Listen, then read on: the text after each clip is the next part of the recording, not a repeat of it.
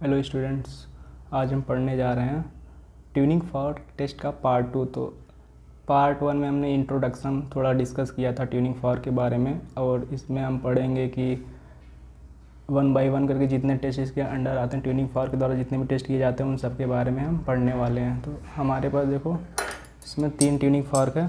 तो tuning fork में देखो 3 पार्ट होता है। सबसे ऊपर का पार्ट इसको प्रॉन्च कहते हैं।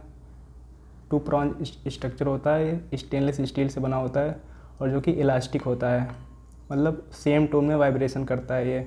बाकी इसका जो ये स्टेम पार्ट है या इसको हैंडल भी कहते हैं, इस पर देखो फ्रीक्वेंसी लिखी होती है। और बाकी जो इसका सबसे नीचे का पार्ट है इसको फुट प्लेट या बेस कहते हैं।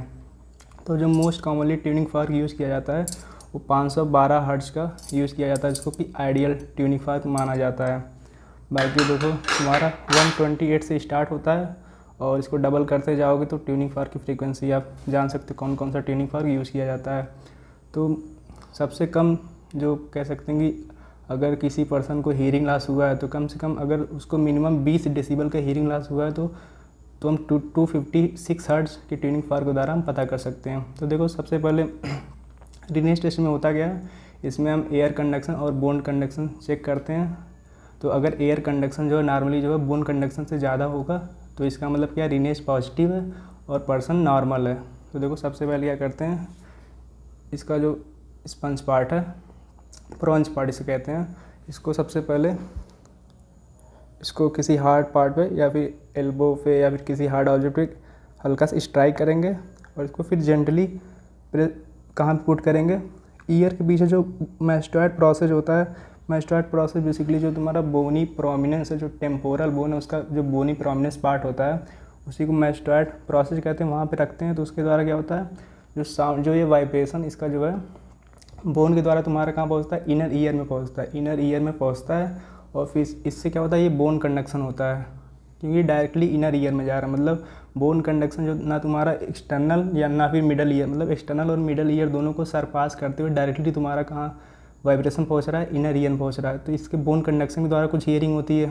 फिर जैसे जैसे स्ट्राइक करने के बाद तुमने पीछे रखा और फिर जैसे ही सामने वाले पर्सन को ये सुनाई देना बंद हो जाए, मतलब बोन कंडक्शन जैसे ही, उसके बाद तुरंत उससे पूछना है कि तो वो तुरंत बताएगा इशारे से कैसे भी। उसके बाद तुरंत जो है ट्यूनिंग फॉर्क को कहाँ प्लेस करना है, एक्सटर्नल ईयर के पास प्लेस करना है। और ये इसका डिस्टेंस कितना चाहिए, कम से कम 2 सेंटीमीटर का डिस्टेंस होना चाहिए। तो अगर यहाँ पे जब बोन कंडक्शन करा रहे थे उस जहाँ पे ख़त्म हुआ उसके बाद फिर तुरंत उसको एक्सटर्नल एकाउस्टिक कैनाल के सामने इसको रखते हैं 2 सेंटीमीटर की डिस्टेंस पे। और फिर ये अगर फिर सुनाई दे रहा है, इसका मतलब तुम्हारा जो एसी है, एयर कंडक्शन वो जो है बोन कंडक्शन से ज़्यादा है, एयर कंडक्शन बोन कंडक्शन से ज़्यादा है। इसका मतलब जो तुम्हारा रिनेस टेस्ट है, जो रिनेस टेस्ट पॉजिटिव है, इसका मतलब पर्सन की हियरिंग नॉर्मल है, मतलब कोई हियरिंग लॉस नहीं है। लेकिन अगर यहाँ पे रखने के बाद फिर जब यहाँ पे बोन कंडक्शन से साउंड मतलब वाइब्रेशन सुनाना बंद हो जाती है और फिर यहाँ पे रखते हैं और पर यहाँ पे सुनाई नहीं दे रहा है, मतलब एयर कंडक्शन द्वारा अगर साउंड सुनाई नहीं दे रहा है, इसका मतलब क्या है, एयर कंडक्शन जो है तुम्हारा बोन कंडक्शन से कम है और इसका मतलब बोन कंडक्शन एयर कंडक्शन से ज़्यादा है। इसका मतलब जो तुम्हारा रिनेस टेस्ट है वो निगेटिव आ गया है। और अगर वो निगेटिव है इसका मतलब पर्सन को क्या हो सकता है, कंडक्टिव हियरिंग लॉस हो सकता है। तो देखो जो नॉर्मली तुम्हारा जो है एसी देखो बीसी से ज़्यादा होता है, और ऐसे कंडीशन क्या कह सकते हैं, या तो नॉर्मल हियरिंग रहेगा या फिर सेंसरी न्यूरल हियरिंग लॉस भी हो सकता है। ठीक, तो 2 कंडीशन देखने को मिलता है। अगर एसी तुम्हारा बीसी से ज़्यादा है इसका मतलब रिनेस टेस्ट पॉजिटिव है, और इसका मतलब क्या है, तुम्हारा कंडक्टिव हियरिंग लॉस मतलब नहीं है, मतलब नॉर्मल हियरिंग है या फिर सेंसरी न्यूरल हियरिंग लॉस हो सकता है। ठीक, बाकी एक तुम्हारा क्या होता है, मान लो कोई पर्सन तुम्हारे पास आया और उसको जो है उसको बिल्कुल सुनाई नहीं दे रहा है, जैसे एक कान से सुनाई नहीं दे रहा है, लेफ्ट ईयर से बिल्कुल उसको सुनाई नहीं दे रहा है। तो उसके लिए अगर टेस्ट किया गया तो उसमें क्या है कि जो बोन कंडक्शन है मैस्टॉइड प्रोसेस पर रखा था ट्यूनिंग फॉर्क, तो बोन कंडक्शन तुम्हारा जो एयर कंडक्शन से क्या आ रहा है, ज़्यादा आ रहा है। अगर ऐसा हो रहा है तो रिनेस क्या हो जाएगा, निगेटिव हो जाएगा। लेकिन जो उसका दूसरा ईयर है वो ख़राब है, नहीं दूसरा ईयर उसका सही है और जो लेफ़्ट वाला ईयर है उसका ख़राब है, लेकिन फिर भी उसको बोन कंडक्शन से मतलब ट्यूनिंग फॉर्क का वाइब्रेशन जो बोन कंडक्शन पे सुनाई दे रहा है, क्योंकि ये ईयर इसका पूरी तरह डैमेज है, मतलब कह सकते हो, या फिर इसको बिल्कुल ईयर प्रोफाउंड हियरिंग लॉस इसको प्रेजेंट है पहले से ही, मतलब ईयर बिल्कुल डैमेज है लेकिन फिर भी इसको सुनाई दे रहा है। तो ये बोन कंडक्शन इसको यहाँ पे इसलिए आ रहा है क्योंकि ये जो स्कल बोन होती है, जब यहाँ पे वाइब्रेशन जाता है तो स्कल बोन के द्वारा ये पूरा वाइब्रेशन जो है, जो तुम्हारा ईयर सही था वहाँ तक वाइब्रेशन गया, और यहाँ से जो भी ये वाइब्रेशन है इधर वाला, वो वाइब्रेशन तुम्हारा अपोजिट ईयर से सुनाई दे रहा है, मतलब जो ईयर तुम्हारा सही है। इसलिए इसको कहते हैं फॉल्स रीनेज टेस्ट। इसको फॉल्स रीनेज टेस्ट कहते हैं, फॉल्स निगेटिव रीनेज टेस्ट आता है। और ये कब होगा तुम्हारा, ये तुम्हारा होगा जब sensory unilateral sensory neural hearing loss में ऐसा तुम्हारा देखा जाता है, और जो अपोजिट ईयर है, एक ईयर तुम्हारा बिल्कुल सही होना चाहिए, इसके लिए ये कंडीशन है।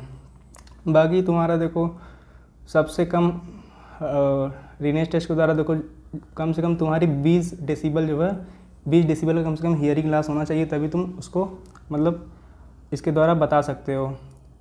और जो तुम्हारी सबसे कम ट्यूनिंग फॉर्क यूज़ की जाती है, मतलब सबसे कम फ्रीक्वेंसी वाली, तो 256 हर्ट्ज़ की ट्यूनिंग फॉर्क होती है। और उसके बाद अगर हम बात करें तो बहुत ज़्यादा हाई फ्रीक्वेंसी की ट्यूनिंग फॉर्क यूज़ नहीं किया जाता, क्योंकि उसका जो डीके होता है, उसका डीके का जो हाफ लाइफ वो बहुत कम होता है, मतलब जल्दी से आवाज़ उसकी चली जाती है। बाकी देखो अगर अलग अलग मतलब ट्यूनिंग फॉर्क तुमने यूज़ किया 256 और 512 1024, मान लो तुमको 256 पे जो है रीनेज टेस्ट क्या आ रहा है, निगेटिव आ रहा है, और 512 और 1024 से पॉजिटिव आ रहा है। इसका मतलब जो तुम्हारा एयर बोन गैप कितना हो सकता है, वो तुम्हारा हो सकता है लगभग तुम्हारा 20 से 30 डेसिबल के बीच का हियरिंग लॉस हो सकता है।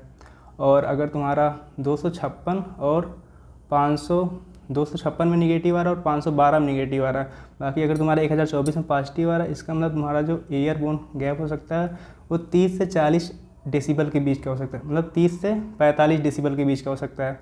लेकिन अगर 256, 512 और 1024 तीनों के लिए निगेटिव आ रहा है, तो जो है तुम्हारा वो 45 डेसिबल से ज़्यादा का हियरिंग लॉस हो सकता है। ठीक, तो ये तुम्हारा रीनेज टेस्ट के बारे में इतना ही था। बाकी नेक्स्ट वीडियो में हम बात करेंगे वेबर टेस्ट के बारे में। थैंक यू फॉर वॉचिंग, मिलते हैं नेक्स्ट वीडियो में।